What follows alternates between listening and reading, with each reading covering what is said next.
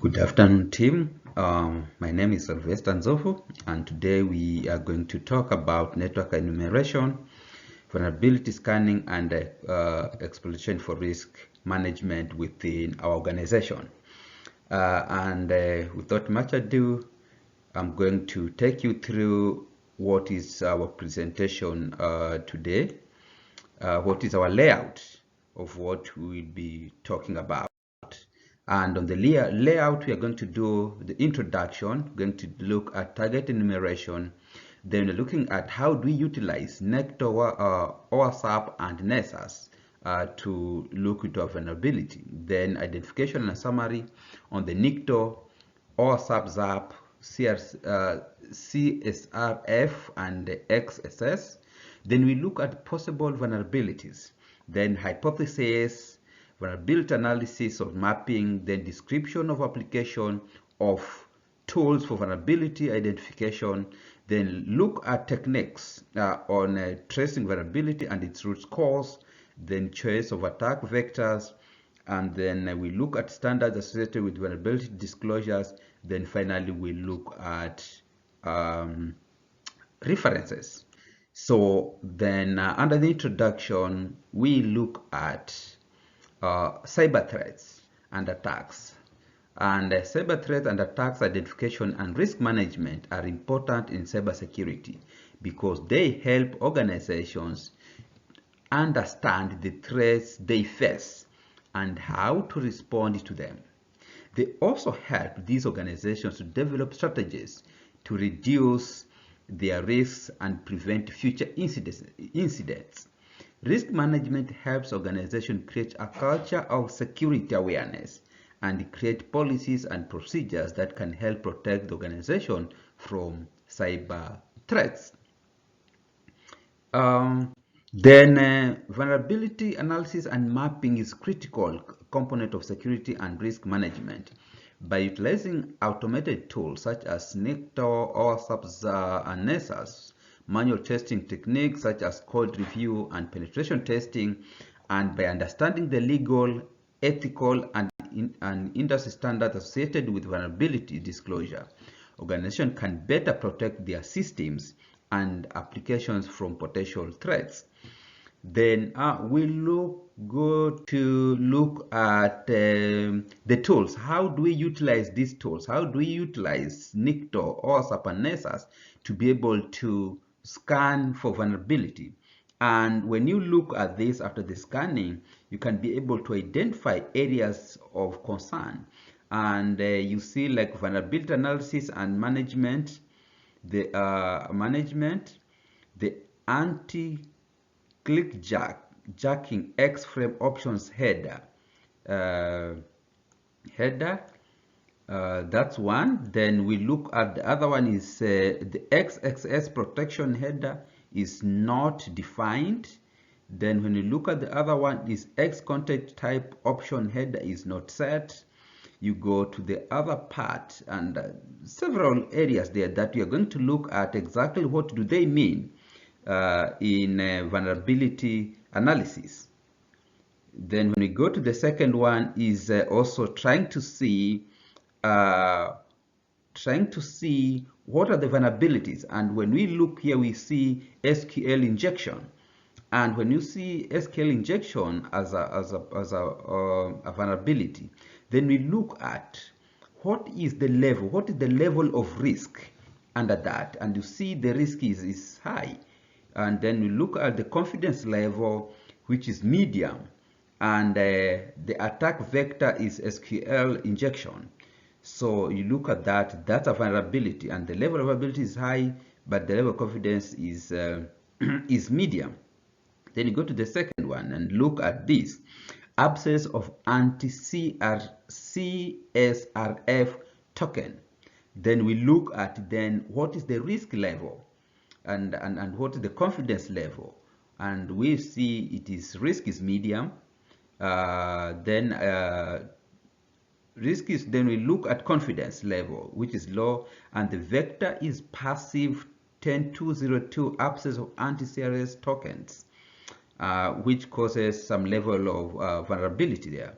Then there are several other vulnerability: content of security policy, header not set, missing anti-hijacking header, server leaked information via X power, and all these are kind of vulnerability that are exposed to our organizations, and loss of information, confidentiality, integrity, and availability. Then moving to the other one is content security policy, CSP header not set. Let's look at the risk. What is the risk level? And the risk level there is medium. When we look at the confidence level is high. And then it's a passive content security policy header not set vector that affects our network and all that. So then we go to the other one is Nessus. I had a little bit of challenges here on trying to log into this because of the certification. And the next is vulnerability, possible vulnerability. Looking at this, you see that when you are able to do this command, then there is some bit of issue here that we need to take care of. Then looking at possible vulnerabilities, logging into Kyoptric 2, trying to log in through root backdoor. And here you see that last login is Wednesday, January 11th, 1836, 34 seconds on TTYL. So all these are level of vulnerability because you're able to log into it and use different methods, either privilege escalation, SQL injection, malware, or remote connection. So all these, or man in the middle, and all this, but you're able to get into what you want to do.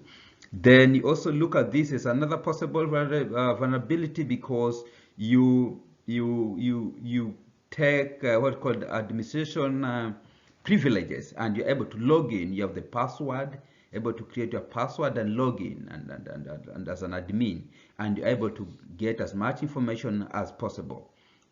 Then the same here, and you're able to log into, and this gives you the information. Welcome to the basic administrative web console. So you're able to log into the system. Then when we talk about identification summary of NICTO OWASP, we are looking at NICTO and OWASP. And OWASP is Z attack proxy. They are both open source web application as explained here. NICTO is a command line based scanning tool that checks for known vulnerability CGI script. It is mainly used for testing web server, for dangerous files and programs. While on the other hand, OWASP ZAP is a GUI-based web application security scanner that assesses web applications for potential vulnerability. So all that information found here, a lot of information. Identification and summary of NICTO and all that. Both tools can be used to identify potential vulnerabilities, such as SQL injection, cross-site scripting, and cross-site request forgery. Additional websites and applications must be implemented, and must be strong authentication measures and other security measures such as input validation, output coding, and encoded security policy to prevent this attack. So we need also to understand the management, the risk management, so that at the end of the day we can be able to avoid such vulnerabilities. Then we look at CSRF, cross-site request forgery. What is all this? It's a type of attack that tricks a user into performing an action they did not intend to do. It occurs when a malicious website or application sends requests to legitimate website or application on behalf of user without their knowledge. This attack can result in unintended data multiplication or information. Yes, as shown in that diagram, where we have got CSRF and all that. Then how do we manage this? To prevent cross-site request forgery attacks, websites and applications must implement strong authentication measures such as CSRF tokens to verify the identity of the user. Then just move a little bit faster. You go to identification and social cross-site scription. Cross-site scription SS is a type of attack that involves injection malicious client-side scripts into web pages or applications. This attack allows attackers to gain control over vulnerable web pages or applications and can be used to steal confidential information such as usernames and password. But then how do we manage this? To prevent cross-site scripts attacks, website and applications must implement proper input validation and output encoding to ensure malicious scripts are not injected into web pages or applications. Then let's come up with hypotheses of all our work. Well, these attack vectors could include social engineering attacks aimed at exploiting user credentials, exploiting application level vulnerabilities such as SQL injection, or exploit network level vulnerabilities such as DNS, cache poisoning, remote controls and connections, malware, and all this to be able to get control of what you want to have. Vulnerability analysis mapping. What is vulnerability analysis mapping when we undertaking all these, using all these tools? Vulnerability analysis and mapping would involve using tools such as what we have been using, NICTO, OWASP, Nessus, to scan the system and identify any potential vulnerabilities. The tools would then be used to determine the severity of the vulnerabilities and map out possible attack vectors. Yes, as what we have looked at SQL injection, risk is high, confidential is medium, absence of anti-CSRF token. We look at the risk, which is medium, and confidence level is low. Content of security policy, header not set. We look at all that, and at the end of the day, we are able to see what is the risk level. The risk is medium, but when you look at the confidence is high. So we need, how then do we manage all that? Dictionary of application of tools for vulnerability identification. Tools and techniques for identifying vulnerabilities would include using automated scanning tools such as what we've been using, NICTO, OWASP, ZAP, and Nessus. Additionally, manual testing techniques such as code review and penetration testing could be used to identify and assess severity of any discovered vulnerabilities, as indicated earlier on. Then we look at tracing vulnerability to its root cause. How do we do the tracing of vulnerability to its root cause? Would involve analyzing the results of vulnerability scans to determine the source of discovered vulnerability.